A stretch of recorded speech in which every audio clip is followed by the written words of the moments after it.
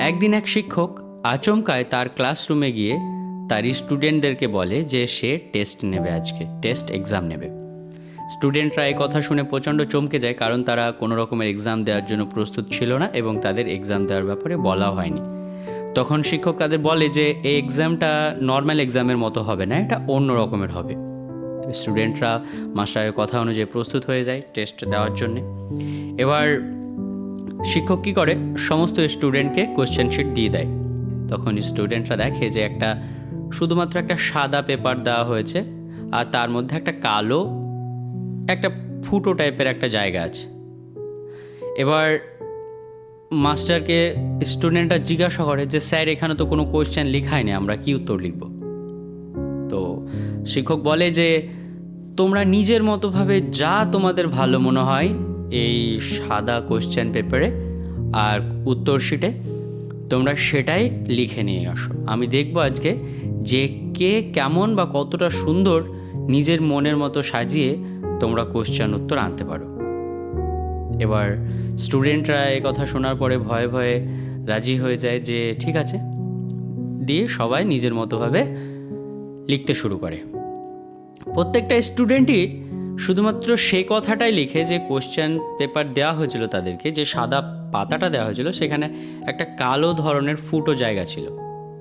তো সবাই, প্রত্যেকটা স্টুডেন্ট ওই কালো ফুটোর বিষয়ে সমস্ত কিছু জ্ঞান লিখতে থাকে, যে এই কালো জায়গাটা কেন, এই খাতা কোশ্চেন শিটের মধ্যে এই ফুটোটা কেন, বা এখানে কোনো নোংরা লেগে গেছিলো বা কী, এ ধরনের সমস্ত রকমের কথা স্টুডেন্টরা লিখতে থাকে।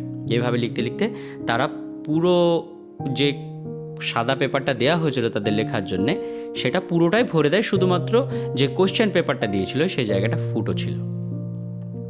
এবার মাস্টারকে সবার পেপার জমা দেওয়ার পরে মাস্টার তাদেরকে বলে যে তোমরা কেউ ঠিক করে উত্তর দিতে পারোনি। তখন স্টুডেন্টরা হতবাক দিয়ে স্যারকে জিজ্ঞাসা করে, তাহলে কি উত্তর হতে পারে স্যার, আপনি বলে দেন। তখন স্যার বলে যে আমি তোমাদের একটা কোশ্চেন শিট দিয়েছি আর তোমাদের একটা সাদা বড় পাতা দিয়েছি।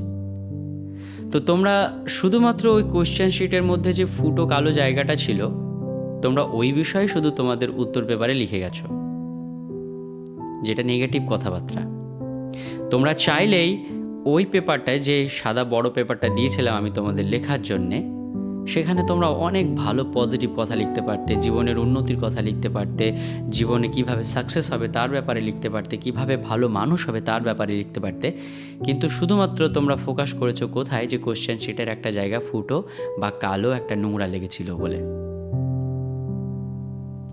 তো সত্যি বলতে তোমাদের আমি এই টেস্টটা এই কারণে নিয়েছিলাম যে তোমাদের আর জীবনের ব্যাপারে কিছু বোঝাতে চাই। তোমাদের সঙ্গে কোনো কিছু হয়ে গেলে তোমরা সর্বসময় সেই জিনিসটার উপরই ফোকাস করো, কিন্তু আরও সারাদিনে যত রকমের ভালো কার্যকলাপ থাকে সে সমস্ত কিছু তোমরা মুছে ফেলো। এক্সাম্পলভাবে বোঝাতে গেলে ধরে নাও আজকের দিনে তোমার সঙ্গে কেউ একজন খারাপ কোনো একটা কথা বলেছে, একজনই বলেছে, আর পুরো পৃথিবীর কোনো লোক তোমাকে কোনো খারাপ কথা বলেনি, আর কোনো খারাপ ঘটনা তোমার সঙ্গে ঘটেনি, শুধু একটা ঘটনাই ঘটেছে আজকের দিনে। কিন্তু তোমরা কি করো, সে একটা ঘটনাকে বড় চড়োভাবে সাজিয়ে নিয়ে নিজের মাথাটাকে নষ্ট করো, আর সারা দিনটাকেও নষ্ট করো, আর তোমার ভাবনা চিন্তাটা পুরোটাই খারাপ দিকে, নেগেটিভ দিকে চলে যায়।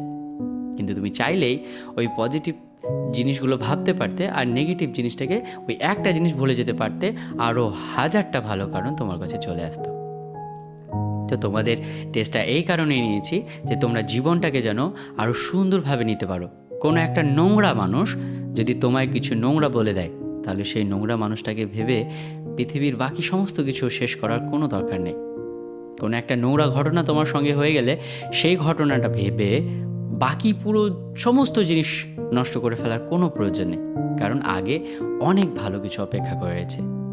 তাই ওই সাদা পেপারের মতো তোমার জীবনে যত রকমের নোংরা মানুষ যারা রয়েছে, সে তোমার আত্মীয় হতে পারে, তোমার পার্শ্ববর্তী কেউ হতে পারে, বা যে কেউ হতে পারে, সেই নোংরা মানুষগুলোর উপর ফোকাস করা বন্ধ করো, তাদেরকে দূরে ছুঁড়ে ফেলো, তাদেরকে ভাবা বন্ধ করো এবং নিজের লাইফে ফোকাস রাখো।